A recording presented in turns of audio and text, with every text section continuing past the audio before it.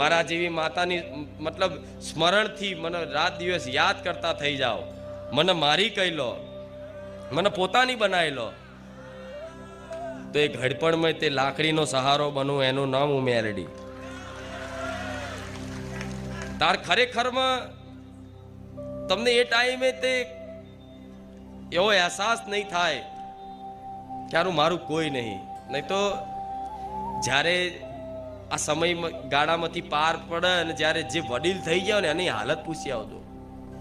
એને તમારે કોઈ દાદા હોય ઉંમર લાયક, એમની જો શાંતિથી બેસજો, બરોબર? બેહીન મતલબ એમની જોડે ખાલી દુઃખની વાત પૂછજો, દાદા અત્યારે ચમનું છે, ખાલી કહેજો. એ વડીલના આંખમાંથી આંસુ નીકળી જશે કે આજ મારા છોકરાએ મારા નહીં થયા, આ છોકરાની વહુએ મારી નહીં થતી, આજ મારું કોઈ નહીં રહ્યું. એ રીબાઈ રીબાઈ રીબાઈ રીબાઈ દાડા કાઢવાના. એ પરિસ્થિતિ શું હશે? આંખે દેખાય નહીં, કાને સંભળાય નહીં, ખાવું છે, ભૂખ તો લાગે છે, ખાવાની કંઈક ઈચ્છા હારી થાય છે કે હું આ ખાઉં પેલું ખાઉં, પણ છતાંય ખાવું તો હોય, પણ સ્વાદ આવે